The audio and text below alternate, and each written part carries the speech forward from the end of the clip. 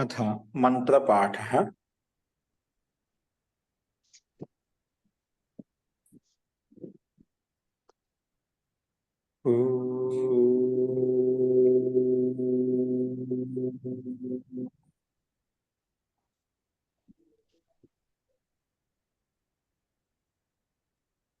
सहनाववतु सहनौ भुनक्तु सह वीर्यं करवावहै तेजस्विनावधीतमस्तु मा विद्विषावहै। ओम शांति शांति शांति।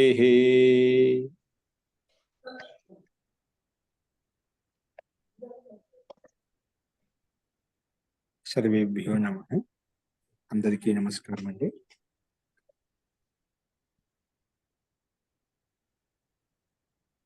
మనము వేదాంత దర్శనంలో 1వ అధ్యాయంలో 3వ పాదం చేస్తున్నాము. అందులో నిన్న మనము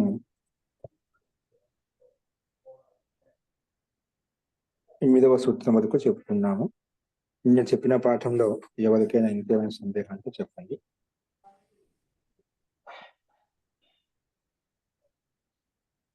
నిన్న చెప్పిన పాఠంలో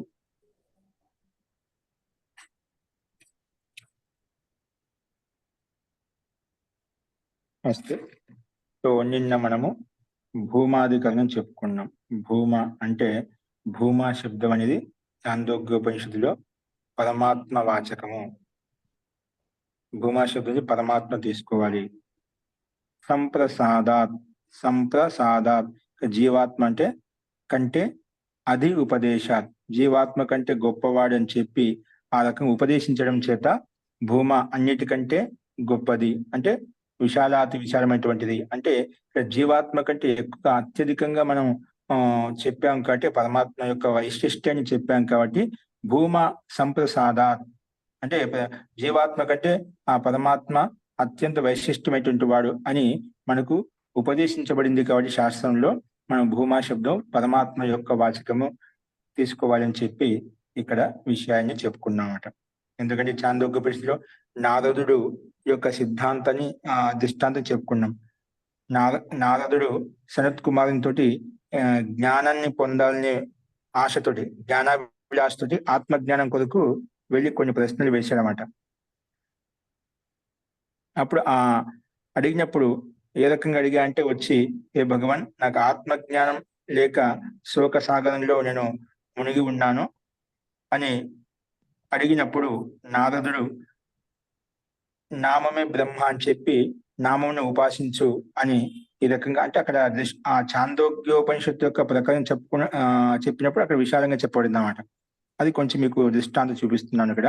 అక్కడ నారదుడు సనత్ కుమార్ దగ్గరికి వెళ్ళి నేను దుఃఖ సాగరంలో మునిగి ఉన్నాను, అన్ని చదివినప్పుడు నాకు ఆత్మతృప్తి కలగడం లేదు, సంతోషం అంటూ లేదు అన్నప్పుడు అలా ప్రశ్నించగా నామమే బ్రహ్మ, నామమును ఉపాసించు అని అడిగినప్పుడు వెంటనే సనత్ కుమార్ ఈ రకంగా సమానం చెప్పినప్పుడు నామం కంటే గొప్పది ఏమైనా ఉందా అని మళ్ళీ నారదుడు ప్రశ్నిస్తాడంట. అప్పుడు అంటే ముందు నాకు ఆత్మశాంతి ఎలా కలుగుతుంది, ఆత్మతృప్తి ఎలా కలుగుతుంది, బ్రహ్మ ఎలా పొందగలుగుతా అంటే నామమే బ్రహ్మ, నామమే జపించు అని సమానం చెప్పినప్పుడు సనత్ కుమారుడు నామం కంటే ఏమైనా గొప్పది ఉందా అని మళ్ళీ ప్రశ్నించగా నామం కంటే గొప్పది వాక్కు అని చెప్పామట. వాక్కు కంటే మళ్ళీ ఏమైనా గొప్పది ఉందంటే వాక్కు కంటే గొప్పది సంకల్పము, అది సంకల్పాన్ని ఉపాసించు. మళ్ళీ సంకల్పం కంటే దీనికంటే ఏమైనా గొప్పది ఉందా అంటే సంకల్పం కంటే గొప్పది చిత్తం అని చెప్పాడనమాట. మళ్ళీ అంటేనే చిత్తం కంటే పెద్దది ఇంకేమైనా ఉందా అంటే చిత్తం కంటే గొప్పది ధ్యానం అని చెప్పాడు. ఆ ధ్యానం కంటే ఏదైనా గొప్పది ఉందా అంటే విజ్ఞానం చెప్పామట. విజ్ఞానం కంటే ఏదైనా గొప్పది ఉందా అంటే బలం అని చెప్పాడు. ఇక్కడ బలం కంటే గొప్పది అని చెప్పాడంటే బలం ఎలా వస్తుంది, అన్నం ద్వారా వస్తుంది కాబట్టి అన్నం గొప్పది అని చెప్పాడు.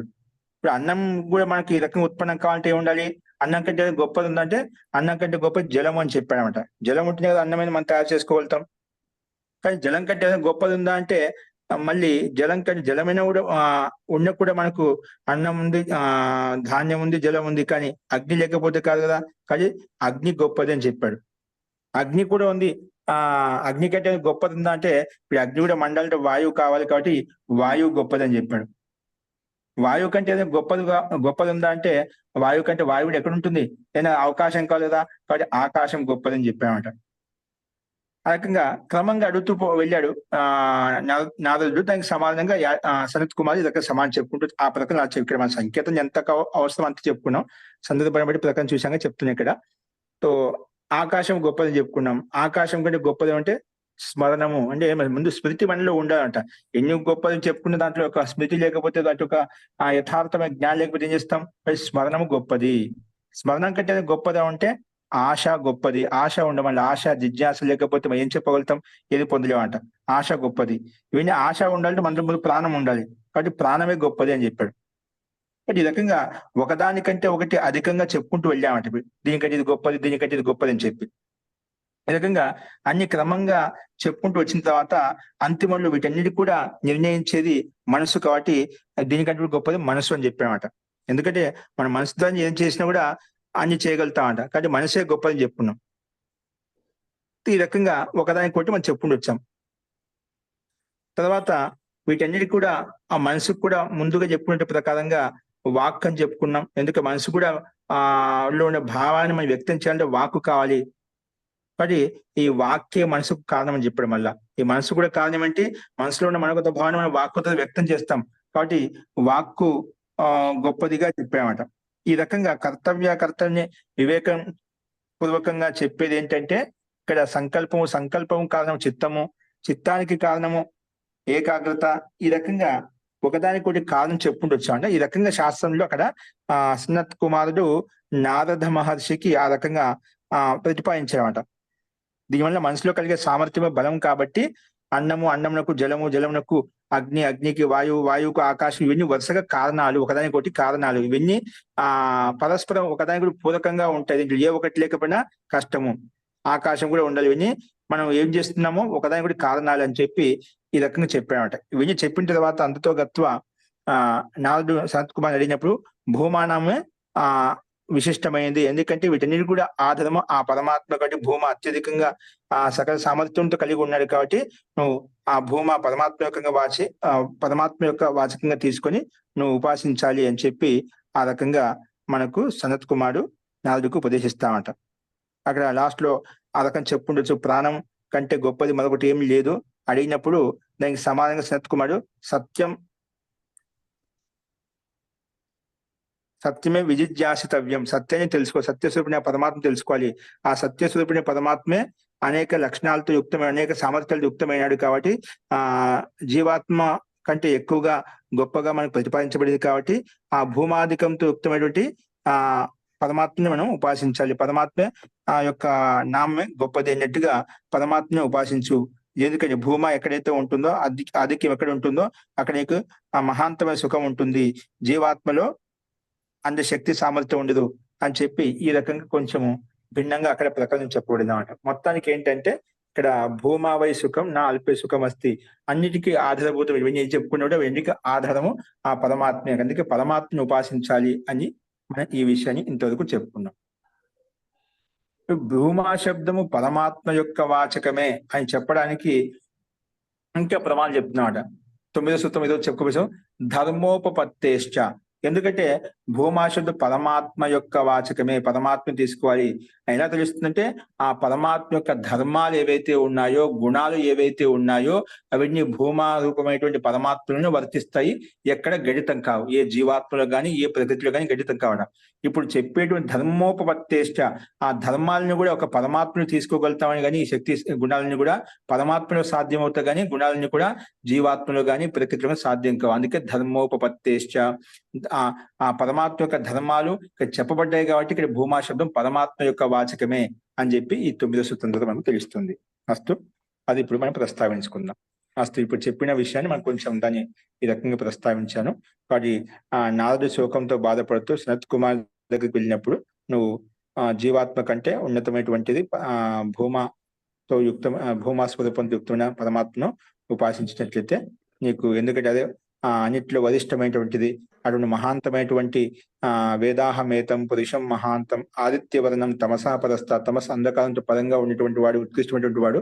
అతను తెలుసుకున్నట్లయితే ఈ సంసార శోకాన్ని దాటుకోగలుగుతాము, పరమ శాంతిని పొందగలుగుతామని చెప్పి, వాడి భూమావై సుఖం, భూమా ఎక్కడైతే ఉంటుందో అక్కడే సుఖం ఉంటుంది, దాన్ని ఉపాసించాలనే భావంతో ఇక్కడ వ్యక్తం చేయబడింది. అస్తు. ఇంకా జీ చెప్పండి. ఇప్పుడు ఇక్కడ సోహం భగవహ అంటే ఇందులోనే భూమా దాంట్లోనే సోహం భగవహ శోచామి తమ్మ భగవాన్ శోకస్య పారం తారయతు అనే దగ్గర అంటే ఆ వచనమే వచనమే శోకం నుంచి భగవంతుడు మనల్ని బయటికి తీసుకొస్తాడు అని అర్థమే కదా మోహన్. భగవాన్ శోచామి దుఃఖపడుతున్నాను, తమ్మాం భగవాన్ శోకస్యం పాదం తారేత్ అంటే ఈ దుఃఖ సాగరం నుంచి తరింప చెయ్యి, శోకం నుంచి తరింప చెయ్యి. దానికి సమాధానంగా ఇది నారద వచనం సనత్ కుమార శ్రుత్వా తస్మై మృదిత కషాయ అంటే ఏంటి మహోదయ? అక్కడ ఈ కషాయం శబ్ద విధంగా చేదుగా ఉంటుంది, అలాగా దోషాల విధంగా మనలో మాలిన్యాలు ఏవైతే ఉన్నాయో వాటిని కషాయంతో పోల్చి చెప్పామట. అంటే ఎటువంటి మలినం లేని, ఇప్పుడు అన్ని బాగా తిరిగి తిరిగి వచ్చా, అంత సంవత్సరాలు ఏం చూసినా కూడా ఏదో పాండిత్యం అహంకారంతో అభిమానంతో యుక్తమే ఉన్నాయన్నమాట. అవన్నీ చూశాడు, దీనివల్ల ఏం లేదు, శాంతి అయితే కలగడం లేదు, కాబట్టి నా అహంకారంతో అభిమానంతో మాలిన్యంతో యుక్తమే ఉన్నాను. ఇవన్నీ కషాయంతో యుక్తమైన మలినంతో యుక్తమైన వాటిని తొలగించుకోవచ్చాడ. ఇప్పుడు ఎలా అంటే ఎటువంటి కషాయం లేనటువంటి వాడు, ఎటువంటి మలినాలు లేనటువంటి వాడు, అర్థమైందా? ఎటువంటి మాలిన్యం లేనటువంటి వాడు అని ఇక్కడ తాత్పర్యం అంట. దాన్ని మృదు కషాయ శబ్దంతో మనం చెప్పుకున్నామంట ఇక్కడ. తస్మై మృదిత కషాయాయ, అటువంటి మలినతాసే దూరంగా ఉన్నటువంటి నారదునికి, మాలిన్యంతో దూరంగా ఉన్నట్టు నారదుడే నిర్మలమై పవిత్రమే వచ్చాడనమాట. ఆయన తిరిగి వచ్చాడనమాట. ఇప్పుడు ఎటువంటి మాలిన్యం, ఎటువంటి ఆశ కోరిక ఆకాంక్ష ఏం లేదన్నమాట. ఆత్మతత్వం తప్పితే బ్రహ్మతత్వం, బ్రహ్మ ప్రాప్తి తప్పితే ఇంకే ఆశ కోరిక లేదన్నమాట. అటువంటి మలినత దృఢంగా ఉన్నటువంటి తస్మై మృదిత కషాయాయ, కషాయాలతోటి దురలవాట్లతోటి దోషాలతో దృఢంగా ఉన్నటువంటి, కషాయంతో దృఢంగా ఉన్నటువంటి అటువంటి నారదుడికి ఇది ఉపదేశించాడనమాట. అంధకారం కంటే పరంగా ఉండేది ఆ పరమాత్మ యొక్క స్వరూపాన్ని దర్శింపజేశామట. ఎందుకంటే ఎటువంటి మలినం లేదు కాబట్టి ఆ విద్య అంధకారానికి పరంగా ఉన్నట్టు ఆ పరమాత్మను దర్శింపజేశాడు. ఇక్కడ పరమాత్మ కాబట్టి పరమాత్మ హి అని చెప్పి ఆ పరమాత్మ స్వరూపాన్ని ఆయన ఆ రకంగా, ఎందుకంటే ఎటువంటి ఆకాంక్ష లేదు కాబట్టి పరమాత్మ ఆకాంక్ష ఒకటి ఉంది కాబట్టి త్వరగా సనత్ కుమారుడు ఆత్మ సాక్షాత్కారం చేయించాడు అన్నమాట.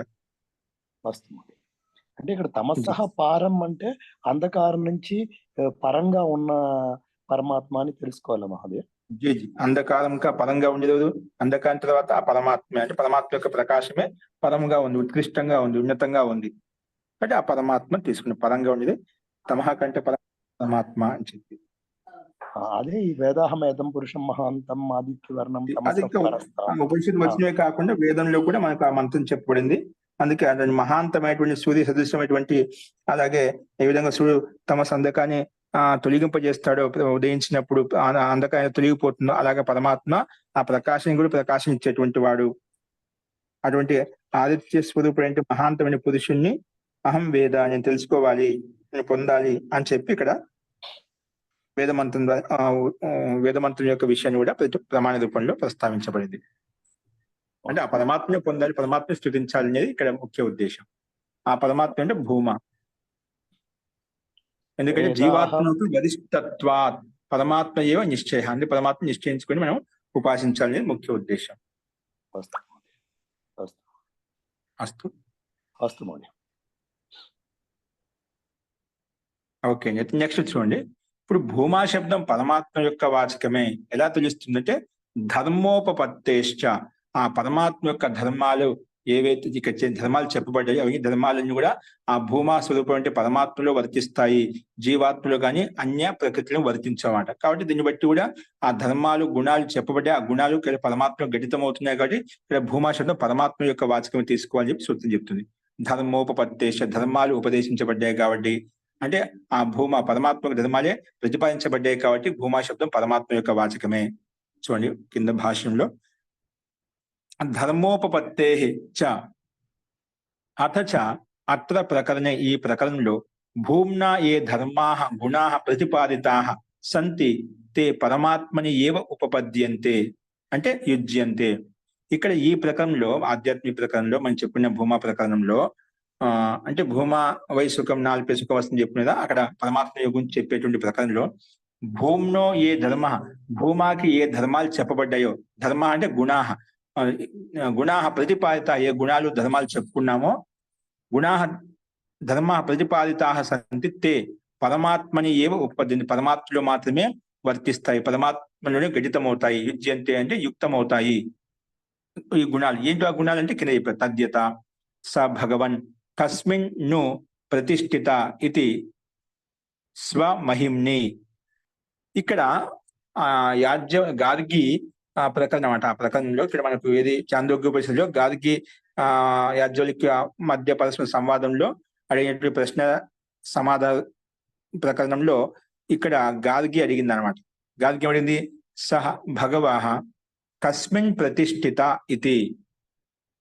ఇప్పుడు హే భగవన్, స పరమాత్మ అంటే ఆ బ్రహ్మ, కస్మిన్ ప్రతిష్ఠిత ఇది, ఆ భగవంతుడు ఆ పరమాత్మ ఎందులో ప్రతిష్ఠితమై ఉన్నాడు. కస్మిన్ ను ప్రతిష్ఠిత, ఎక్కడ ఆ ప్రతిష్ఠితమై ఉన్నాడు ఆ పరమాత్మ, ఆ బ్రహ్మ అని చెప్పి గాదికి అడగగానే దానికి సమాధానంగా స్వమహిమ్ని, అతని మహిమలో ప్రతిష్ఠితమై ఉన్నాడు ఆ పరమాత్మ. ఎవరిలో, ఏ అన్య తత్వంలో, అన్య పదార్థులు కానీ, అన్య వస్తువులు కానీ, అన్య జీవాత్మలు కానీ, ప్రకృతిలో కానీ ఎక్కడ ప్రతిష్ఠితమై, తనలో తాను ప్రతిష్ఠితమై ఉన్నాడు పరమాత్మ. ఎక్కడ ప్రతిష్ఠితమై ఉన్నాడు అని అడిగినప్పుడు గార్గి దానికి స్వమహిమ్ని, అతని మహిమతోనే ప్రతిష్ఠితమై ఉన్నాడు. అంతా సూక్ష్మంగా ఉన్నాడు, స్థూలంగా ఉన్నాడు అనమాట. తనలో తాను ప్రతిష్ఠితమై ఉన్నాడు అని చెప్పి ఇక్కడ సమాధానం చెప్పబడింది అనమాట. అందుకే పరమాత్మ ఏవ స మహిమ్ని ప్రతిష్ఠితే, తన మహిమలో ప్రతిష్ఠితమై ఉన్నాడు. నాతో జీవాత్మ అలాగా కాదు. ఎందుకంటే జీవాత్మ కూడా తస్య పరమాత్మ ఆశ్రయత, జీవాత్మ తను తను ప్రతిష్ఠితం లేదు, జీవాత్మ కూడా ఆశ్రయం పరమాత్మే. జీవాత్మ కూడా ఆ రకంగా శరీరాన్ని ఇచ్చేసి అభివ్యక్తం చేసింది పరమాత్మే అన్నమాట. కాబట్టి నాతో జీవాత్మ, ఎందుకంటే తస్య జీవాత్మనః పరమాత్మ ఆశ్రయత్వ, జీవాత్మ కూడా పరమాత్మే ఆశ్రయము. కాబట్టి ఆ భగవంతుడు ఎందులో ప్రతిష్ఠితమై ఉన్నా అంటే తనలో తాను స్వమహిమలో ప్రతిష్ఠితమై ఉన్నాడు. జీవాత్మ ఇక్కడ, జీవాత్మ కూడా తనలో తాను ప్రతిష్ఠితమై ఉందని చెప్పొచ్చు కదా. జీవాత్మ తనలో తాను ప్రతిష్ఠితం కాదు, ఎందుకంటే పరమాత్మ ఆశ్రయత్వ, జీవాత్మ కూడా పరమాత్మను ఆశ్రయించి ఉంది కాబట్టి. ఇవన్నీ ప్రకరణలు బట్టి మనకు ఎక్కువగా పరమాత్మకు ప్రాధాన్యత చెప్తున్నాం కాబట్టి అక్కడ మనకు ఆ రకంగా అంతా పరమాత్మని చెప్పి సందర్భాన్ని బట్టి వైశిష్ట్యం చెప్పుకున్నాం, దానికి ఎక్కువ ప్రాధాన్యత ఇచ్చి చెప్తాం అనమాట.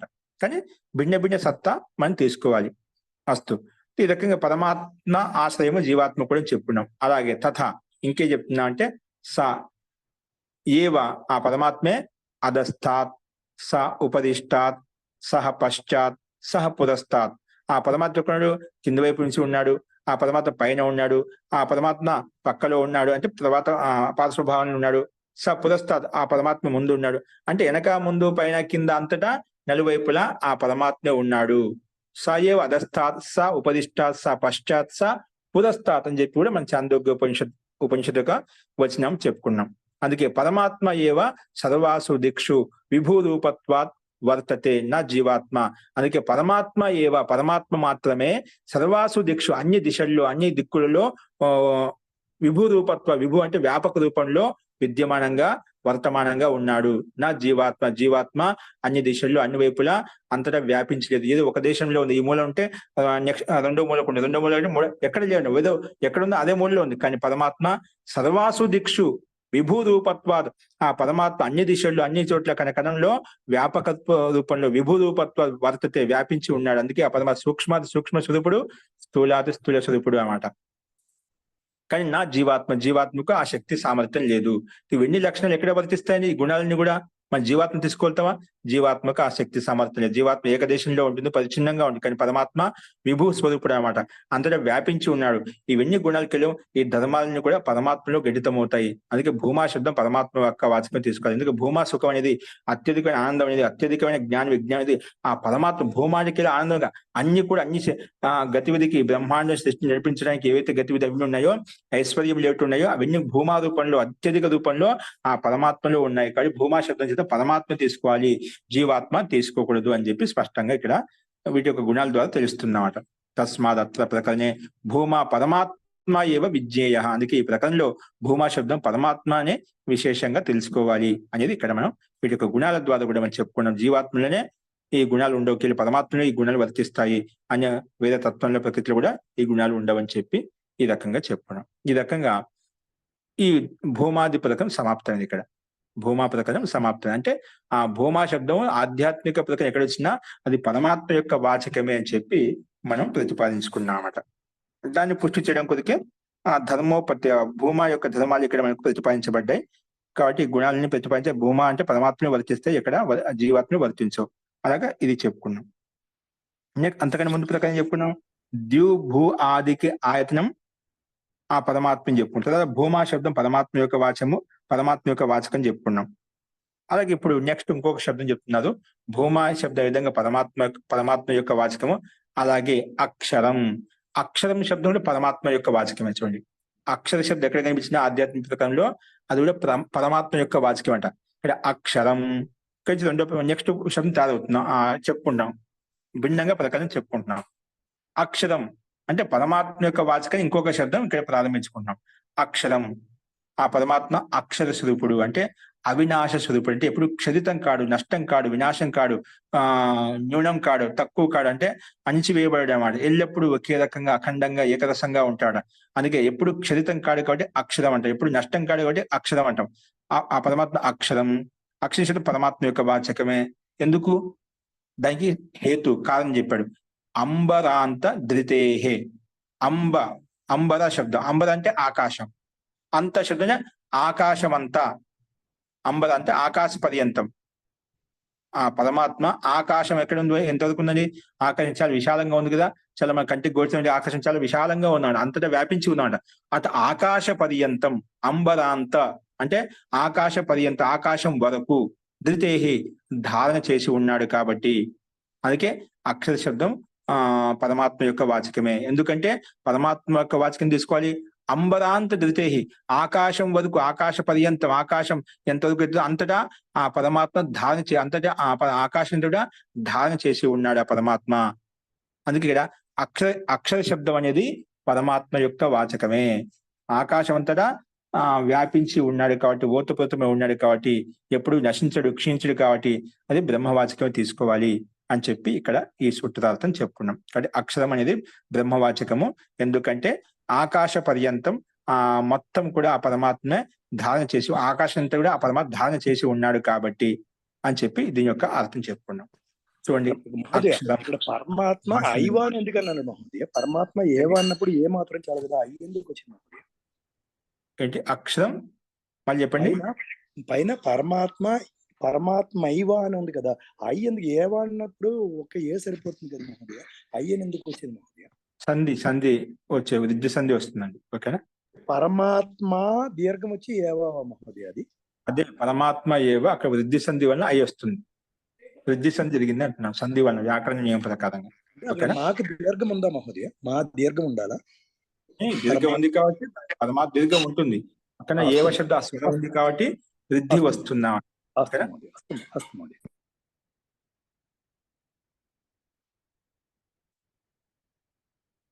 నెక్స్ట్ చూడండి, దీనికి భాషను కింద ఇచ్చారంటే క్వచిత్ ఆధ్యాత్మ గ్రంథే అక్షరం బ్రహ్మనామ భవతి. క్వచిత్ ఆధ్యాత్మిక గ్రంథంలో ఉంది అక్షరం బ్రహ్మనామ భవతి. ఆధ్యాత్మిక అక్షర శబ్దం ఎక్కడ వచ్చినది? బ్రహ్మనామ వాచకం తీసుకోబడింది అన్నమాట. యథ ఎలాగంటే కస్మిన్ను, అక్కడ ఈ ప్రసంగం చెప్పబడింది అన్నమాట. అది గార్గి యాజ్వలిక ప్రసంగం చెప్పబడింది. ఎందుకంటే బృహదారణ్య ఉపనిషత్తులో ఇది దృష్టాంతాలు చెప్పబడ్డాయన్నమాట.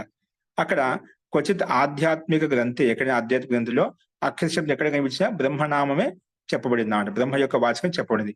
ఎక్కడైనా దానికి ఉదాహరణ చూపిస్తుంది. యథా కస్మిన్ను ఖలు ఆకాశః ఓతశ్చ ప్రోతశ్చ ఇది. అక్కడ గాదికి అడిగినాడు యాజ్ఞవల్క్య మహర్షిని, కస్మిన్ ఎందులో నిశ్చయంగా ఈ ఆకాశము ఓతశ్చ ప్రోతశ్చ ఇది. ఆకాశం ఎందులో ఓతప్రోతమై ఉంది, ఆకాశము ఎందులో ఓతప్రోతమై ఉంది. అప్పుడు దానికి సమాధానంగా స హ ఉవాచ, యాజ్ఞవల్క్య మహర్షి దానికి సమాధానం చెప్పాడు. స హ ఉవాచ ఏతద్వై తద్ అక్షరం గాదికి. ఈ ఆకాశము ఎందులో ఓతప్రోతమై ఉంది అని అడిగినప్పుడు దానికి సమాధానంగా యాజ్ఞవల్క్య మహర్షి తద్ అక్షరం గార్గి, ఈ ఆకాశమంతా ఎందులో ఓతతోటే అక్షర రూపి బ్రహ్మలో ఓతప్రోతమై ఉంది. ఆ పరమాత్మ అంతటా వ్యాపించి ఉన్నాడు. పరమాత్మ సర్వవ్యాపకుడు. ఇప్పుడు చెప్పుకున్నాక సర్వాసు దిక్షు విభు రూప ఉపదిష్టాత్ అధస్తాత్ పురస్తాత్ అని చెప్పి అంతటా పైన కింద అన్ని దిశల్లో పైన వ్యాపించి ఉన్నాడు. కాబట్టి ఈ ఆకాశం అంతా కూడా ఎందులో ఓతప్రోతమై ఉందంటే ఈ ఆకాశం అంతా కూడా అక్షరంలో వ్యాపించి ఉంది. అక్షరం అంటే బ్రహ్మలో వ్యాపించి ఉంది. అందుకే బ్రహ్మలో ఎంతైతే విశాలమైన సామ్రాజ్యం విశ్వం కనిపిస్తుందో అంతటా పరమాత్మ ఉన్నాడు. ఆ పరమాత్మనే ఓతప్రోతమై ఉంది. అంతా కూడా పరమాత్మే. అంతే పరమాత్మ ఈ బ్రహ్మాండంతా విశ్వం అంతా మనం పరమాత్మ యొక్క శరీరంతో పోల్చుకున్నాం కదా. కానీ ఈ పరమాత్మతో ఓతప్రోతమై ఉంది అంతా కూడా. ఇప్పుడు పైన ఏం చెప్పుకున్నాం, హే భగవాన్ పరమాత్మ ఎందులో ఓతపోయినా పరమాత్మ ఎందులో ప్రతిష్ఠితమై ఉన్నా అంటే తన స్వ మహిమలో ప్రతిష్ఠితమై ఉన్నా అని చెప్పుకున్నాం. అలా చెప్పిన తర్వాత కింద ఇక్కడ ఇచ్చిన పథకంలో అయితే ఆకాశం ఎందులో ఓతప్రోతమైన అక్కడ ఏ విధంగా అడిగాడో అదే విధంగా ఇక్కడ కూడా గాదికి ఏమడిగిందంటే ఆకాశం ఎందులో ఓతప్రోతమై ఉంది, మాకు కనిపించే మొత్తం విశాలమైన ఆకాశం అంటే అక్షరూపి బ్రహ్మలో ఓతప్రోతమై ఉందని చెప్పి సమానం చెప్పామట. ఇది కేవలం అక్కడే కాదు, బ్రహ్మవేత్త అయినటువంటి బ్రాహ్మణులు కూడా చెప్తున్నారు ఈ విషయాన్ని. నేను చెప్పడే కాదు, ఇక్కడ వచనం ఒకటే కాదు, బ్రాహ్మణాః అభివదంతి. బ్రాహ్మణులు కూడా అంటే బ్రహ్మవేత్త, బ్రాహ్మణ అంటే బ్రహ్మవేత్త ఎవరుతున్నారు, బ్రహ్మజ్ఞాని ఎవరుతున్న వాడిని బ్రాహ్మణ శబ్దం చెప్పుకున్నాడు. బ్రాహ్మణాః అభివదంతి అస్థూలం అనన్వం అహ్రస్వం అత్ర అక్షరం బ్రహ్మనామ.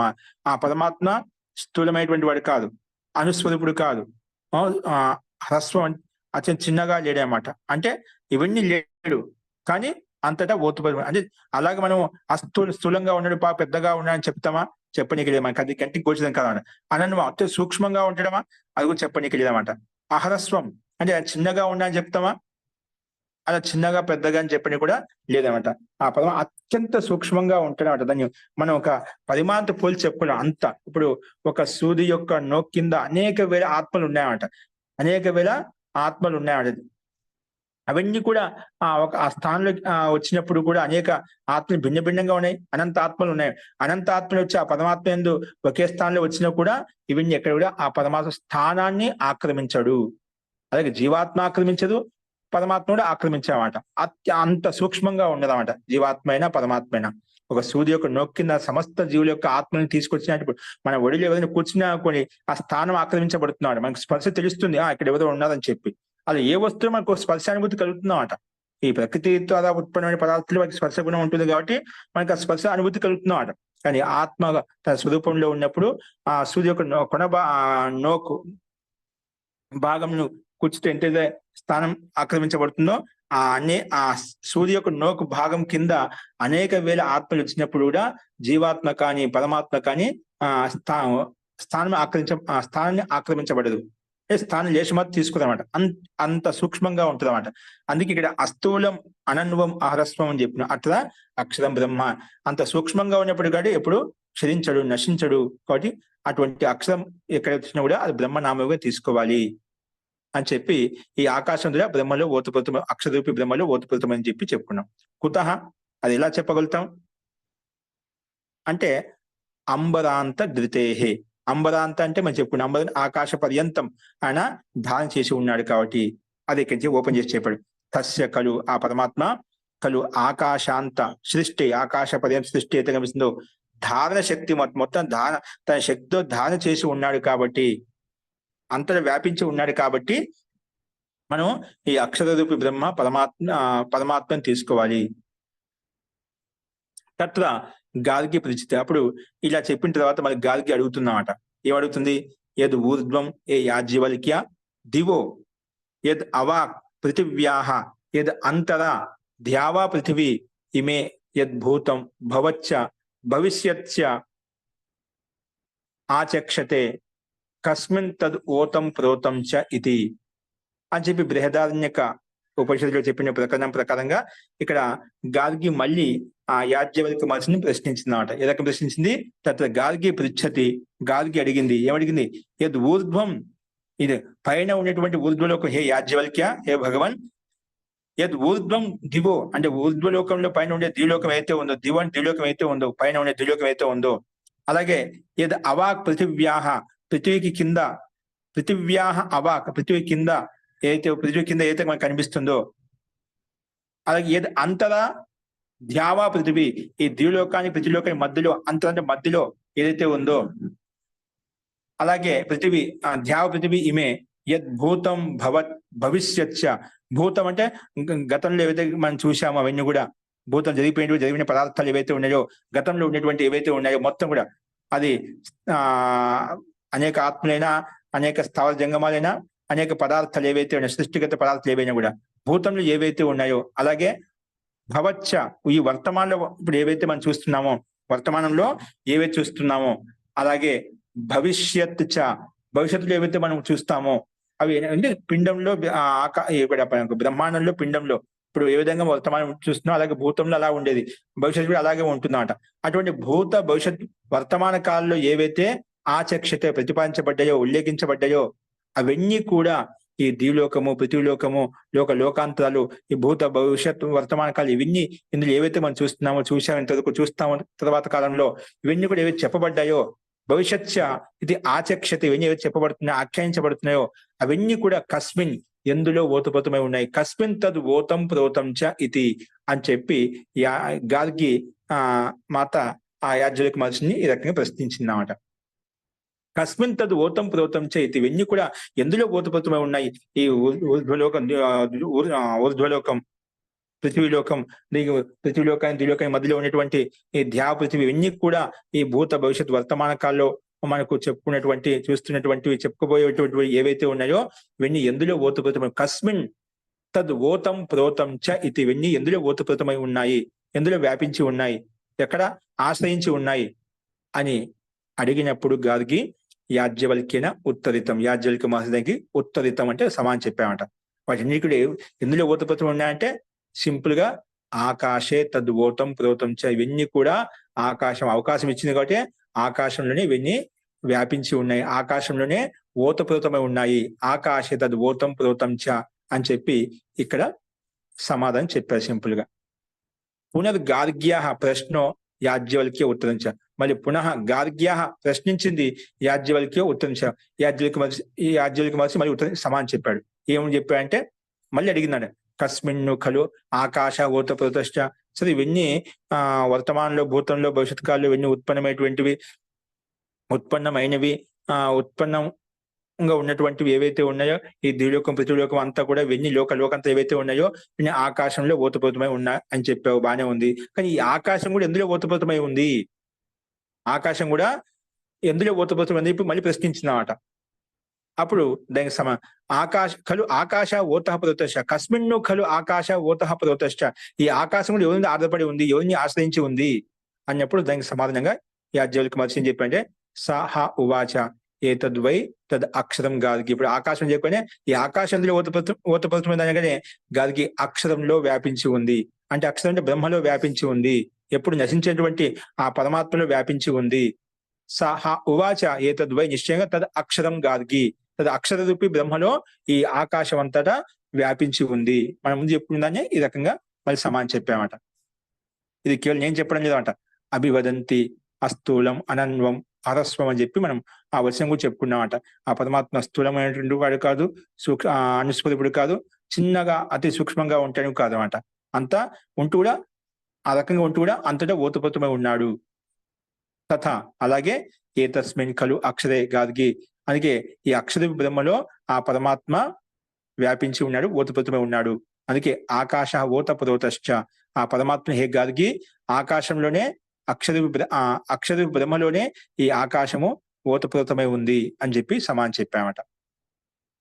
ఏవం అలాగే పృథివ్యాదే ఆకాశ పర్యంతస్య ధారణాత్, అలాగే ఈ పృథివీ నుంచి మొదలుకొని ఆకాశ పర్యంతం, ఆకాశం వరకు పృథివ్యాదే, పృథివీ నుంచి మొదలుకొని ఆకాశ పర్యంతం ధారణాత్ ధారణ చేసి ఉన్నాడు కాబట్టి తద్ధారయిత్రి రూపం అక్షరం బ్రహ్మ ఏవ భవితుమది. అలాగే ధారణ చేసి ఈ పృథివీ నుంచి భూమి నుంచి మొదలుకొని ఆకాశ పర్యంతం అని ధారణ చేసి శక్తి సామర్థ్యం ఎవరిలో ఉంది?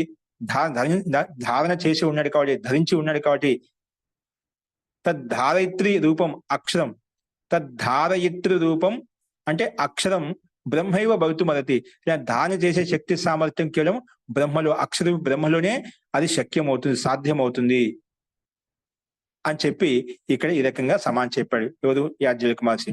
ఇలాగా ఈ పృథివీ నుంచి మొదలుకొని ఆకాశ పర్యంతం అంతా కూడా ధారణ చేసేటువంటి శక్తి సామర్థ్యము కేవలం బ్రహ్మలో మాత్రమే సాధ్యమవుతుంది. బ్రహ్మ ఏవ భవితుం అర్హతి, బ్రహ్మలో మాత్రమే సాధ్యమవుతుంది. అందుకే ఇది ఇక్కడే కాదు, బృహదారణ్యక ఉపనిషత్తు కాదు, అన్యత్ర ఉపనిషదీచ వేరే ఉపనిషత్తులు కూడా ముండకోపనిషత్తులు కూడా ఈ విషయం చెప్పబడింది అన్నమాట. బృహదారణ్యక ఉపనిషత్తులనే కాకుండా వేరే ఉపనిషత్తులు కూడా, అంటే ముండకోపనిషత్తులు ఈ విషయం అలాగే చెప్పబడింది అన్నమాట. ఏన అక్షరం పురుషం వేద సత్యం, అంటే సత్య స్వరూపుడైనటువంటి అక్షర పురుషుణ్ణి, అంటే ఎప్పుడు నష్టం కానటువంటి సత్య స్వరూపంతో యుక్త పురుషుణ్ణి,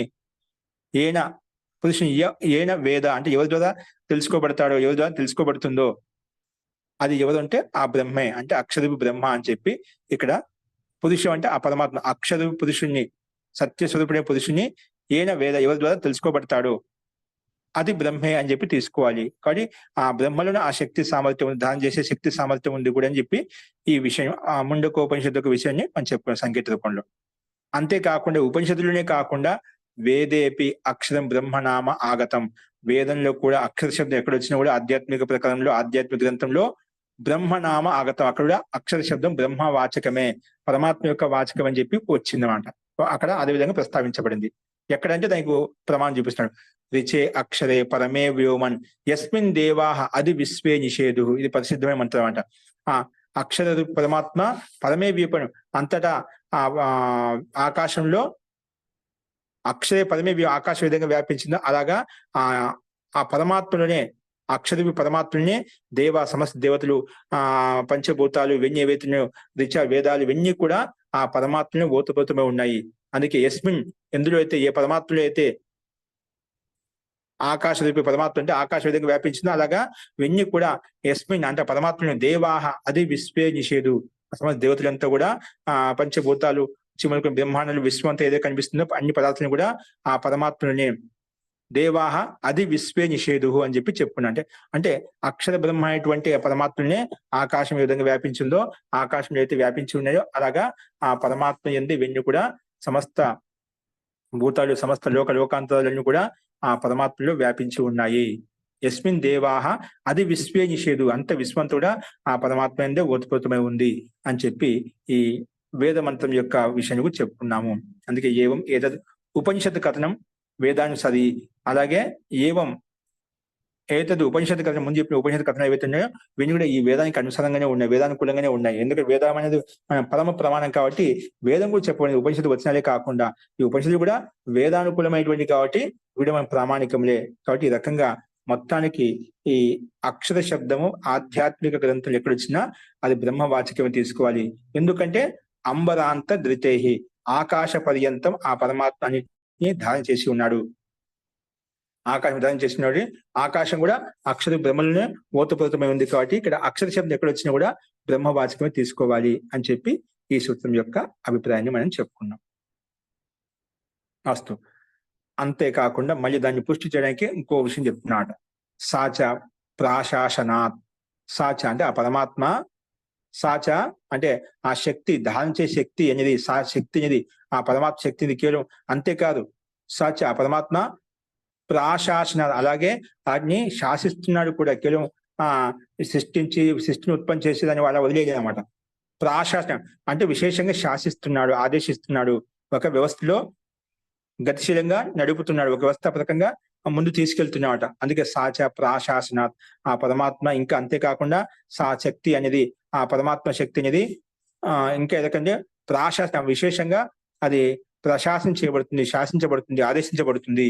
కాబట్టి మనము ఇక్కడ అక్షర శబ్దం బ్రహ్మవాచకమే తీసుకోవాలి. బ్రహ్మ కేవలం అంతే కాకుండా ఈ అంతటా శాసిస్తున్నాడు, ఆదేశిస్తున్నాడు, పరిపాలిస్తున్నాడు, పోషిస్తున్నాడు అని ఇవన్నీ అర్థాలు తీసుకోవచ్చు. చూడండి, సచ సాచ సాచ అనేది పైన ముందు ఒక అక్షరం తప్పబడింది, అది పూర్తి నింపు వేసింది. సాచ సా అంటే ఇక్కడ సాచ అంబరాంత ధృతి ఆకాశాంత ధారణ శక్తి. ఇప్పుడు సా అంటే ఏం తీసుకుంటాం మనం? సాచ అంబరాంత ధృతి. మనం చెప్పుకున్న అంబరం అంటే ఆకాశం, ధృతి అంటే ధారణ చేయడం అంటే ఆకాశం వరకు మొత్తం ఆ పరమాత్మ ధారణ చేసి ఉన్నాడు. ఇక ధారణ చేసే శక్తి ఎవరిలో ఉంది? ఆ పరమాత్మలో ఉంది. అంత శక్తికి స్త్రీలింగం కాబట్టి శక్తి శబ్దం, అందుకే సా శబ్దం పెట్టుకున్నాం. పరమాత్మ ఆత్మ అనేది స్త్రీలింగంలో ఉంది కాబట్టి దాన్ని కూడా వర్తిస్తున్నాం అంట. అస్తు తో సచ అంబరాంత ధృతి ఆకాశాంత ఆకాశాంత ధారణ శక్తి అంటే ఆకాశం వరకు ధారణ చేసే శక్తి ఎదుగులో ఉంది? కేవలం పరమాత్మలో ఉంది. నా కేవలం ఆకాశవత్ ఆశ్రయభూతైవ, కేవలం ఆకాశానికి సమానంగా అది ఆశ్రయించలేదన్నమాట. ఈ ధారణ అనేది కేవలం ఆకాశం వరకే కాదు. అంబరా సచ అంబరాంత ధృతి అంటే ధారణ అనేది ఆకాశాంత ధారణ శక్తి. అంబరాంత ధృతి అంటే ఆకాశం వరకు ధారణ శక్తి ఏదైతే ఉందో నాకు కేవలం ఆకాశవత్, ఆకాశం ఏ విధంగా వ్యాపించి ఉందో ఆకాశవత్ ఆశ్రయభూత ఏవ, ఆకాశవత్ ఆకాశం వ్యాపించి ఉంది అంత మాత్రమే కాదు. కింటు అంటే ఆకాశం వరకు కేవలం ఆ పరమాత్మ వ్యాపించి ఉన్నాడు అంతవరకే కాదు, ఈ ధారణ చేసి ఉన్నాడు అంతవరకు కాదు. అంటే పరమాత్మ దీనిలో లోకాంతంలో అంత అన్నిటిని ధారణ చేసి ఉన్నాడు అంటే ఇక్కడ ఆకాశ పర్యంతం ధారణ చేసి ఉన్నాడు అని చెప్పిదా. కేవలం ఆకాశ పర్యంతం కేవలం ధారణ చేసి ఉండడమే కాదు, దాన్ని ఏం చేస్తున్నాడు? ప్రాశాసనాత్ ప్రశాసనాత్ తస్య పరమాత్మన ప్రశాసనాత్. ఇక్కడ ప్రశాసన శబ్దం ఓపెన్ చేసి చెప్పాడు. ఆ పరమాత్మ ప్రశాసనాత్, ప్రశాసనాత్ సతి అంటే ప్రశాసనాత్ అంటే ఏంటి? ప్రశాసన రూప అపి అస్తి అంటే ఆయన ఆదేశిస్తున్నాడు, పరిపాలిస్తున్నాడు, పోషిస్తున్నాడు మొత్తం అంతా కూడా. తథాచాపి ఉచ్యతే, అందుకే అలాగే చెప్పబడింది అనమాట. తథాచాపి ఉచ్యతే, ఆ యొక్క పరమాత్మ శాసిస్తున్నాడు, ఆదేశిస్తున్నాడు కాబట్టి అదే విధంగా చెప్పబడింది. ఎక్కడ చెప్పబడింది? ఏతస్య వా అక్షరస్య ప్రశాసనే గార్గి. ఏ గార్గి ఇదంతా అక్షరపి బ్రహ్మ ఏదైతే ఉందో ఆ బ్రహ్మ యొక్క ప్రశాసనలో వ్యాపించి ఉంది. ఈ ప్రశాసనం అంతా అక్షర బ్రహ్మలోనే అండి. ఈ ఆకాశం అంతా కూడా ఆ బ్రహ్మలో, బ్రహ్మ యొక్క ప్రశాసనలో, బ్రహ్మ యొక్క ఆదరణలో అనే నడుస్తుంది. బ్రహ్మ యొక్క ఆదరణలోనే గతిశీలంగా ఉంటున్నది అని భావం. ఇక్కడ ఏతావస్య అక్షరస్య, ఇట్లాంటి మహాంతమైనటువంటి అక్షరూపు బ్రహ్మ యొక్క ప్రశాసనంలోనే ఏ గార్గి సూర్య చంద్రమసౌ విద్యుతౌ తిష్టత. చంద్రుడు గ్రహ నక్షత్రం ఇవన్నీ కూడా అతని యొక్క ఆదరణలో పనిచేస్తున్నాయి, ధారణ చేసి ఉన్నాయట. ఆ పరమాత్మ యొక్క ధారణ ద్వారా ఇవన్నీ గతిశీలంగా ఉంటున్నాయి. ఎవరు? సూర్యుడు, చంద్రుడు, గ్రహ నక్షత్రం ఇవన్నీ ఏవైతే ఉన్నాయో పరమాత్మనే ఆశ్రయించున్నాయి. పరమాత్మ యొక్క ప్రశాసనం ప్రకారం, పరమాత్మ యొక్క ఆదేశం ప్రకారం ఇవన్నీ పనిచేస్తున్నాయి. సూర్యుడు వల్ల అంటే ఈ పరమాత్మనే సూర్య చంద్రాదులు, గ్రహ నక్షత్రం ఇవన్నీ పనిచేస్తున్నాయట. అందుకే సూర్య చంద్రమసౌ విద్యుతౌ తిష్టత. అలాగే ఏతావస్య అక్షరస్య ప్రశాసనే హే గార్గి, అంతేకాకుండా హే గార్గి ఈ అక్షరూపి బ్రహ్మ ప్రశాసనంలో ధ్యావా పృథివ్య విద్యుత్ తిష్ట, ఈ ద్విలోకం నుంచి మనకు పృథ్వీలోక పర్యంత అన్ని కూడా ఇవన్నీ ధారణ చేసి ఉన్నాయంటే అవి పరమాత్మ యొక్క ఆధీనంలో ధారణ చేసి ఉన్నాయి, వాటి యొక్క ఆధ్వర్యంలోనే గతిశీలంగా ఉంటున్నాయి. అందుకే ధ్యావా పృథివ్యౌ విద్యుతే తిష్టత అని చెప్పి చెప్పుకున్నాడు. సూర్య చంద్రులే కాకుండా ఆ ద్విలోకం నుంచి మనకు పృథ్వీలోకం పర్యంతం వరకు ఆ పరమాత్మ యొక్క శాస్త్రమే నడుస్తుంది. పరమాత్మ యొక్క ఆదేశానుగుణంగానే గతిశీలంగా ముందుకు ఈ సృష్టి ఉత్పత్తి సమస్త జీవులు గతిశీలంగా ఉంటున్నాయి. అందుకే తస్మాత్ అక్షరం తద్ బ్రహ్మైవ భవితుం అర్హతి. అందుకే ఇటువంటి అక్షర రూపి సత్తా అనేది కేవలం బ్రహ్మలో మాత్రం వర్తిస్తుంది, అది జీవాత్మలో వర్తించాలి. తస్మాత్ అక్షరం అంటే ఇక్కడ ఆధ్యాత్మిక ప్రకారం అక్షర శబ్దం ఎక్కడ వచ్చినా తద్ బ్రహ్మైవ, బ్రహ్మనే తీసుకోవాలి. బ్రహ్మైవ భవితుం, అది బ్రహ్మ, అది సాధ్యమవుతుంది, బ్రహ్మలో సాధ్యమవుతుంది. కానీ ఇవన్నీ గుణాలు, ఇవన్నీ చెప్పేది ధర్మాలు అన్య జీవాత్మలో, అన్య వేద తత్వంలో సాధ్యం కావు అని చెప్పి ఆ పరమాత్మ యొక్క ప్రశాంత శక్తి ధారణ ఒకటే కాదు, అని ప్రశాసన చేస్తున్నాడు, పాలిస్తున్నాడు, పోషిస్తున్నాడు, గతిశీలంగా ముందుకు తీసుకెళ్తున్నాడు. అందుకే ఆ పరమాత్మ యొక్క ప్రశాసనం అంటే ప్రశాసన వ్యవస్థ అంటే దానికి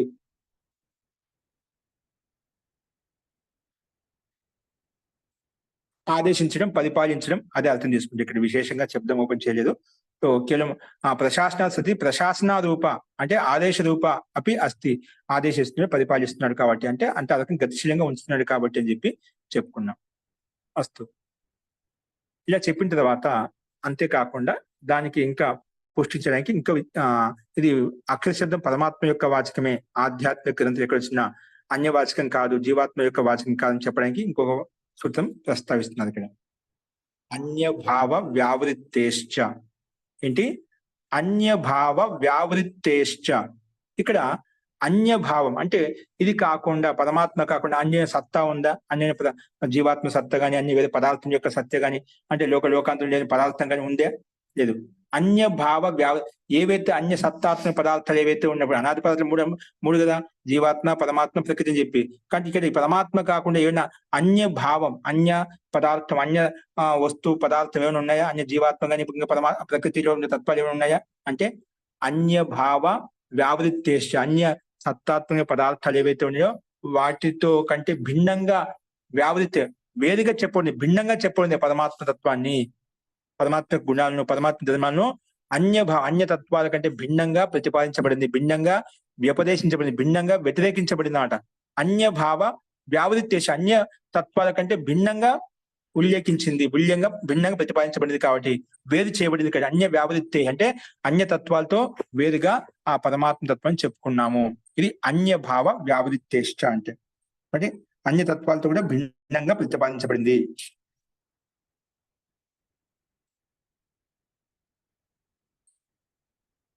అంటే పృథకత వేరుగా దర్శించబడింది కాబట్టి, అంటే పరమాత్మ వ్యావృత్తిని భిన్నంగా వేరుగా కూడా ప్రస్తావించబడింది. దీన్ని బట్టి కూడా అక్షర శబ్దం బ్రహ్మవాచకమే, పరమాత్మ యొక్క వాచకం తీసుకోవాలి అని చెప్పి ఈ సూత్రం ద్వారా చెప్పబడింది. చూడండి, అన్య భావ వ్యావృత్తే చ అంటే ఇంకోటి ప్రమాణం. అపిచ అయం అన్యో హేతు. ఇది ఇంకా వేరే అక్షర శబ్దం పరమాత్మ యొక్క వాచకం అని చెప్పడానికి వేరే కారణం చెప్తున్నాడు, ఇంకా వేరే ప్రమాణం చెప్తున్నాడు. ప్రమాణం ఇక్కడ ప్రస్తావించబడింది. అపిచ ఇంకా అయం అన్యో హేతు, వేరే హేతు, వేరే కారణం. అత్ర ఏది అన్యస్య అంటే అన్యస్య భావస్య పదార్థం అంటే వేరే అన్య పదార్థం అయితే ఉందో, ఈ భూమి మీద అనేక పదార్థాలు ఉన్నాయన్నమాట. అన్యస్య భావస్య పదార్థస్య వ్యావృత్తి, వేరే పదార్థంతో వ్యావృత్తి వేరుగా భిన్నంగా ప్రదర్శ్యతే అంటే పరమాత్మను అన్య పదార్థాల కానీ భిన్నంగా ప్రస్తావించబడింది అన్నమాట. ప్రకృతిలోని పదార్థాలు కాకుండా జీవాత్మ కాకుండా దాన్ని భిన్నంగా ప్రతిపాదించబడింది, ప్రదర్శించబడింది.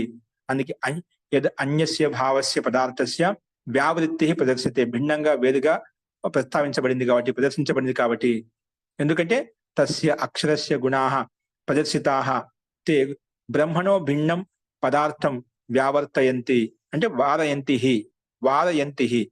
తస్య అక్షరస్య గుణ అంటే అక్షర స్వరూపుడైనటువంటి ఆ బ్రహ్మ యొక్క గుణాలు ఏవైతే ప్రదర్శించబడ్డాయో, తస్య అక్షరస్య గుణ ఆ పరమాత్మ యొక్క గుణాః ప్రదర్శిత ఏవైతే ప్రదర్శించబడ్డాయో పరమాత్మ గుణాలు, ఆ గుణాలను కూడా బ్రహ్మణో భిన్నం, బ్రహ్మ కంటే భిన్నమైన పదార్థాల్లో వ్యావర్తయంతి అంటే వారయంతి.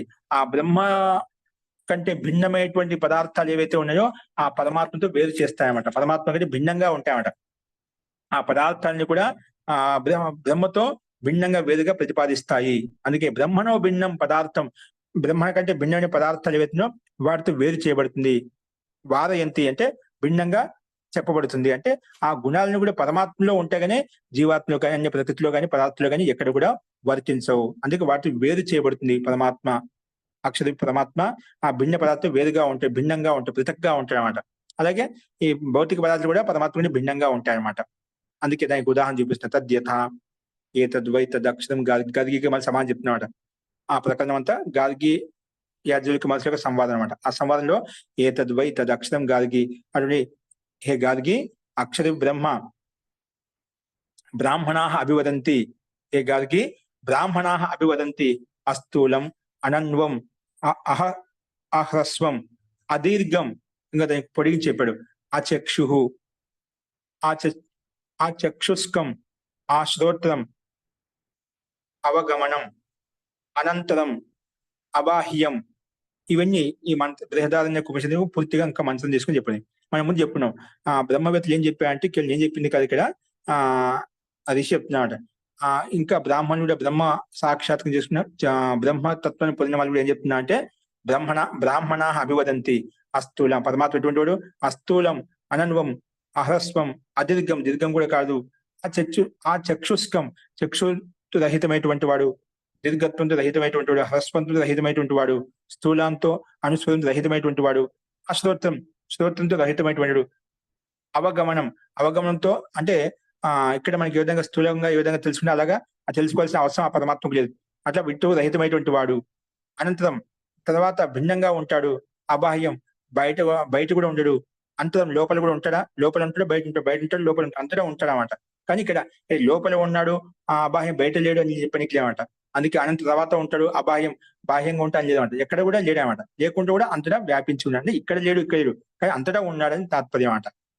అందుకే అనంతరం అబాహ్యం అని చెప్పి అక్కడ బృహదారణ్యక ఉపనిషత్తు వచనం చెప్పుకున్నాం.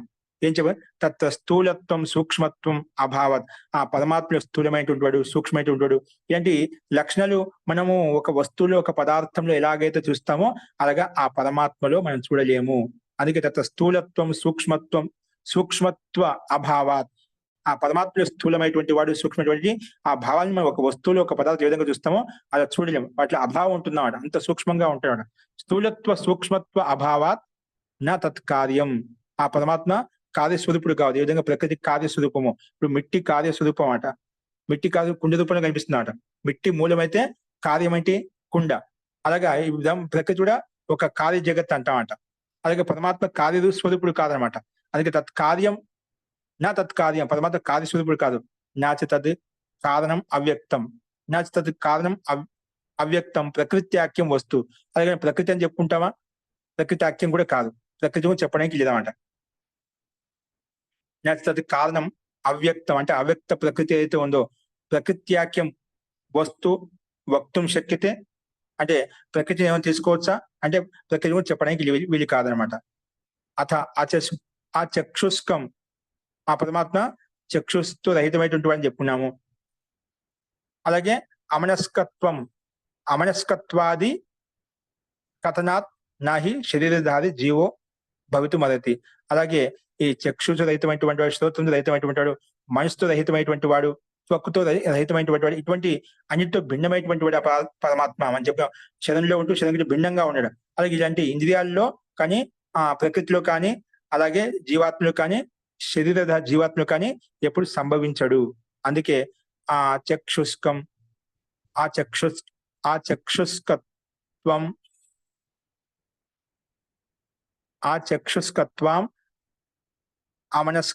అమనస్కత్వాత్. ఇట్లా ఆది శబ్దం చేత మిగతా అని తీసుకున్నాడు. అమనస్కత్వాది కథనాత్ నాహి శరీరధారి జీవో భవితుమతి. శరీరధారి జీవాత్మ కూడా కాదు. పైన ప్రకృతితో పోల్చుకున్నాం. అది ప్రకృతి వాక్యం కూడా కాదు. అలాగే జీవాత్మ కూడా కాదు. అంటే జీవాత్మతోటి ప్రకృతితోటి వ్యావృత్తి భిన్నత పృథకత అనేది మనకు కనిపిస్తుంది. అందుకే ఇక్కడ అక్షర శబ్దం బ్రహ్మవాచకం తీసుకోవాలి. ప్రకృతి వాచకంగానే జీవాత్మ యొక్క వాచకం సంభవించదు.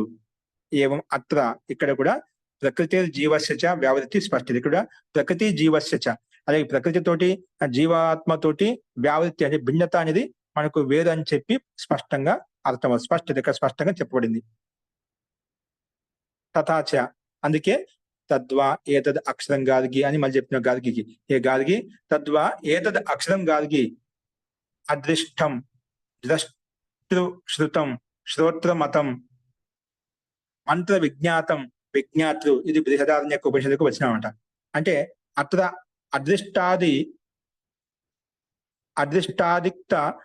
అదృష్టాదిక్తాంత ప్రయోగై శరీరో వ్యావర్తయతే. అదృష్టాది అంటే పదార్థం, అంటే ఆ పరమాత్మ సూక్ష్మంగా ఉంటాడు, ఆ దృశ్యాది పదార్థాలతో భిన్నంగా ఉంటాయని చెప్పుకున్నదా. అందుకే అదృష్టాది తాంత ప్రయోగై శరీర వ్యావర్త్యతే. ఈ శరీరం భిన్నంగా వేరుగా చెప్పబడింది.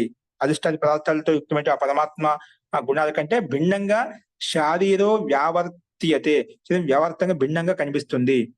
అందుకే ద్రష్టృత్వాది ఛేదన ధర్మై, జీవాత్మ ద్రష్టృత్వ ఛేదన ధర్మాలు ఉన్నప్పటికీ కూడా ద్రష్టృత్వాది ఛేదన ధర్మై ప్రకృతి వ్యావర్తతే. అలాగే మనకు కనిపించే దృశ్య జగత్తులు ఏవైతే కనిపిస్తున్నాయో వాటిన్నిటికంటే ప్రకృతిలో ఉండే పదార్థాల కంటే పరమాత్మ వ్యావర్త్యతే, భిన్నంగా ఉండాలని చెప్పి మన వేరుగా కథనం చెప్పబడుతుంది. అంటే ఈ లక్షణాలు ధర్మాలను కూడా జీవాత్మలు కానీ ప్రకృతిలోని వర్తించడం లేదు. తస్మాత్ అత్ర అక్షరం బ్రహ్మణో నామ ఇవ. అందుకే ఇక్కడ అక్షర శబ్దం ఏదైతే ఉందో ఆధ్యాత్మిక ప్రకరణంలో బ్రహ్మణో నామ ఇవ, బ్రహ్మ అర్థమే తీసుకోవాలి. బ్రహ్మణో నామ ఇవ, బ్రహ్మవాచకమే తీసుకోవాలి. నా అన్యస్య ఇది సిద్ధం, అన్య జీవాత్మ యొక్క వాచకం కానీ ప్రకృతి యొక్క వాచకాన్ని తీసుకోకూడదు. నా అన్యస్య ఇది సిద్ధం, అన్య తత్వం కాదని చెప్పి మనకు స్పష్టంగా అన్యభావ వ్యావృత్తి. అన్యభావం ఇక్కడ జీవాత్మ కంటే ప్రకృతి కంటే వ్యావృత్తి భిన్నంగా వేరుగా ప్రతిపాదించబడింది కాబట్టి, ఉపదేశించబడింది కాబట్టి మంత్రాలని ఈ వచనాన్ని మనకు స్పష్టంగా భేదకరణ చెప్తున్నామంట. అందుకే ఇక్కడ మనం ఈ అన్యభావ వ్యావృత్తి ప్రకారం కూడా ఇక్కడ అక్షర శబ్దం పరమాత్మ యొక్క వాచకం అని చెప్పి అర్థం చేసుకోవాలి. అస్తు, ఈ రకంగా ఈ సూత్రాన్ని మనం ప్రస్తావించుకున్నాము. తర్వాత ఇంకొక సూత్రం కూడా ఉంది, అదేంటో మనం రేపు చెప్పుకున్నాం. అది ఈక్షతి కర్మ వ్యపదేశాత్, ఈక్షతి కర్మ వ్యపదేశాత్ సహా. అంటే ఈక్షణ క్రియ కూడా ప్రతిపాదించబడిందన్నమాట. కేవలం పరమాత్మ ఈక్షిస్తాడన్నమాట. ఈక్షణ క్రియ ఉంది, మనం ముందు చెప్పుకున్నాం ప్రారంభంలో 1వ పాదంలో. ఈక్షతే అశబ్దాత్ అని చెప్పి అక్కడ ఒక సూత్రం వచ్చింది ప్రారంభంలో. అంటే ఈక్షణ క్రియ కూడా ఆ పరమాత్మ విషయంలో ఈక్షణ అంటే ఆ పరమాత్మ ఈక్షణ చేయగలుగుతాడు, ఈక్షించగలుగుతాడు, విచారించగలుగుతాడు, సంకల్పం చేయగలుగుతాడు అన్నమాట. అలాంటి ప్రతిపాదన చెప్పబడింది కాబట్టి ఈక్షతి కర్మ వ్యపదేశాత్ సహా, అంటే ఈ కర్మ వ్యపదేశం ద్వారా కూడా ఆ పరమాత్మ యొక్క వాచకమే అక్షర శబ్దము, జీవాత్మ ప్రకృతి కాదు అని చెప్పి ఇక్కడ ఆ మంత్రం ద్వారా, ఆ సూత్రం ద్వారా కూడా స్పష్టమవుతుంది. అదంటే రేపు చెప్తానండి. ఫస్ట్ ఇప్పుడు చెప్పిన దాంట్లో ఏదైనా సందేహం చెప్పండి. మొత్తానికి ఇక్కడ మనకు ఒకటే వంశం గుర్తం. ఇక్కడ భూమా అక్షర శబ్దం అయితే ఉందో ఆయన ఆకాశ పర్యంతం వ్యాపించి ఉన్నాడు. ఆకాశం సమస్త భూతాలు అంటే వ్యాపించి ఉన్నాయి. అలాగే సమస్త భూతాలు ఆకాశం కూడా ఆ పరమాత్మ నుండి వ్యాపించి ఉంది. పరమాత్మ ఓతపోతూ ఉన్నాడు అని చెప్పి చెప్పుకున్నాం. అసలు అంతకు వ్యాపించి మాత్రమే లేడు అనమాట. అంతకు దాన్ని పాలిస్తున్నాడు, పోషిస్తున్నాడు, గతిశీలంగా వస్తున్నాడు. సాచ ప్రశాసిస్తున్నాడు అంటే పాలిస్తున్నాడు, ఆదేశిస్తున్నాడు, గతిశీలంగా వస్తున్నాడు. కాబట్టి అక్షర శబ్దం పరమాత్మ యొక్క వాచకం తీసుకోవాలి. అలాగే అన్య భావ వ్యావృత్తి, వేరే పదార్థాలు ఆ పరమాత్మకు సమానమైనటువంటి గుణాలు ఎక్కడ కానీ లేవన్నమాట. వ్యావృత్తే కనిపిస్తుంది జీవాత్మ కంటే, ప్రకృతి కంటే.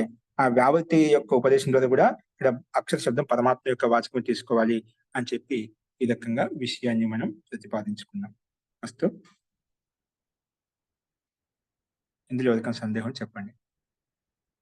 అలాగే ఇంకా అనేక శబ్దాలు ఇలాగే మనకు కనిపిస్తాయి. ఇంకా దహర శబ్దం వస్తుంది, పరమాత్మ యొక్క వాచకము.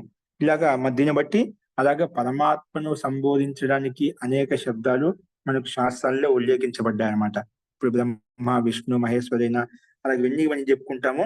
అవి కూడా దాని యొక్క మూల శబ్దం యొక్క అర్థం తీసుకున్నట్లయితే అవి పరమాత్మ యొక్క గుణాలనే బోధిస్తాయి, పరమాత్మ యొక్క ధర్మాలనే బోధిస్తాయి. అన్ని జీవాత్మలో గడితమైనటువంటి, ప్రకృతిలో గడితమైనటువంటి అర్థం బోధించారు అనమాట. ఇప్పుడు వైశ్వాన శబ్దము ఈ విశ్వాన్ని అంతా తీసుకెళ్తున్నా నడిపిస్తున్నాయి కాబట్టి వైశ్వానుడు అని చెప్పుకున్నా, శబ్దమే చెప్తున్నాడు. శాబ్దిక అర్థం మనకు వ్యుత్పత్తి మనకు ప్రస్తావిస్తున్నాం. అలాగా అనేక శబ్దాలు ఏవైతే ఉన్నాయో గుణకర్మ స్వభావం బట్టి వీళ్ళు పరమాత్మ యొక్క వాచకం తీసుకోవాలి. జీవాత్మ కానీ ప్రకృతి యొక్క తత్వాలు కానీ తీసుకోకూడదు అని చెప్పి ఈ రకంగా విషయ ప్రస్తావన చేయబడుతున్నమాట. అస్తు,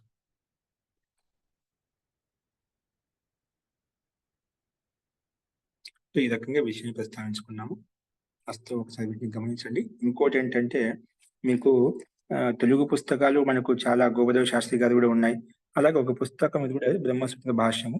అంటే దీని ఖండన మండన అంటూ ఏమి లేదు కానీ బాగా రాసినామంటే ఇది గుండ్ల పుండరీక్షరావు శర్మ గారు. ఆయన హైదరాబాద్ లో ఉంటారు.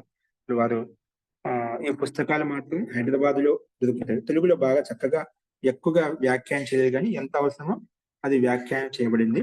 ఇది మనకు హైదరాబాద్ దొరుకుతుందంట. నిజాంపేట రోడ్డు, బాలాజీ అపార్ట్మెంట్ లో దొరుకుతుందంట ఇది. కాబట్టి ఇది అక్కడ ఒక ఫోన్ నెంబర్ ఉంది, నేను చెప్తాను. ఆ ఫోన్ నెంబర్ చేసి ఎవరికైనా తెప్పించుకోండి. పుస్తకం మూల్యం వచ్చి 700 రూపాయలు. చాలా విశాలంగా ఉంది, పెద్ద పెద్ద అక్షరాలతో బాగా రాయబడింది. కాబట్టి ఇది కూడా మీరు సహాయం తీసుకోవచ్చు, బాగానే ఉంది. అలాగే గోపదేవ శాస్త్రి గారు కూడా అది కూడా ఉంది. అది ఎందుకంటే అప్పుడు కొంచెం ప్రాకృతిక భాషలాగా ఉంటుంది. అయినా కూడా మనకు సిద్ధాంతం పరమైంది కాబట్టి మీకు అర్థం చేసుకునే వాళ్ళకి అందరికీ అర్థం అవుతుంది. అలాగే ఇంకా కొంచెం వ్యాఖ్యానించబడింది కాబట్టి ఈ పుస్తకం కూడా సహాయం తీసుకోవచ్చు. అలాగే చాలా మంది ఉన్నారు. ఈ పుస్తకాన్ని నేను చూశాను కాబట్టి చెప్తున్నాను. ఇది చాలా అద్భుతంగా, సరళంగా మంచి మంచి దృష్టాంతాలతో ఎంతైతే అవసరమో పాఠకులకు వారు చదువుకోవడానికి బాగా అనుకూలంగా సరళమైన భాషలో, లౌకిక భాషలో, ఇప్పుడున్న వర్తమానకాలిక భాషలో బాగా అది వ్యాఖ్యానం చేయబడింది. ఇది కూడా మీరు సహాయం తీసుకోవచ్చు. అంటే మనకు అర్థం అవుతుంది సింపుల్ గా దృష్టాంతాల మాధ్యంతో మనకు ప్రతిపాదించబడింది.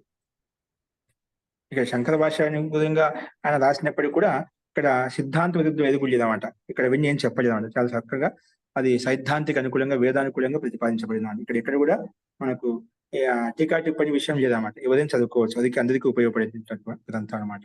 కాబట్టి అది మీరు ఈ గ్రంథాన్ని కూడా మీరు తీసుకోండి. దీనికి ఒకసారి నేను నెంబర్ చెప్తాను, మీరు కాంటాక్ట్ చేయొచ్చు. ఈ మంచి లలిత భాష గ్రూప్ లో పెట్టేస్తారా? నంబర్ గ్రూప్ లో పెడతారా? నెంబర్ గ్రూప్ లో పెట్టేస్తాను. ఒక రాసుకోండి కూడా ఇప్పుడు అనుకూలంగా ఉండేవాళ్ళు. 9701 నెంబర్ రాసుకోండి. 970 188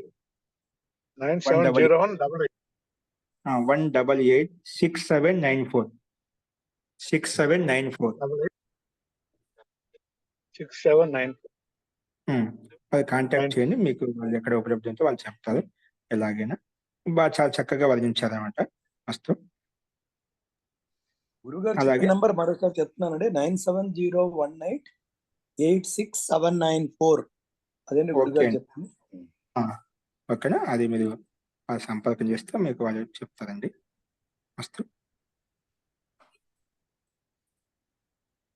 ఓకే అండి. ఈ రకంగా మీరు చూసుకోండి. నంబర్ ఒకసారి మళ్ళీ చెప్పరండి. జీ చెప్పండి అనంత్ గారు. చెప్తున్నానండి. నేను గ్రూప్ లో పెట్టేస్తాను. మీరు చదువుకోవచ్చు. 9701886794. ఇది ఓన్లీ బ్రహ్మసూత్ర భాష్యం, శాంకర భాష కంటే బాగా మనకు సూత్రార్థం ప్రకారం చెప్పబడింది. బ్రహ్మసూత్ర భాష ఉంటుంది. ఓకే. చాలా చక్కగా ఉంది. మస్తు. ఓకే అండి. ఇంకేమైనా సందేహాలు అంటే చూద్దాం. శాంతి పాఠ.